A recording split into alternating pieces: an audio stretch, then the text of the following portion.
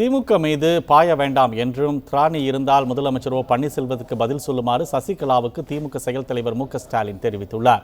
குறுக்கு வழியில் முதலமைச்சராக முடியாத இயக்கத்தில் எதை தின்றால் பித்தம் தெளியும் என்ற போக்கில் திமுக மீது போலி விமர்சனம் வைக்கப்பட்டுள்ளதாக அவர் கூறியுள்ளார்.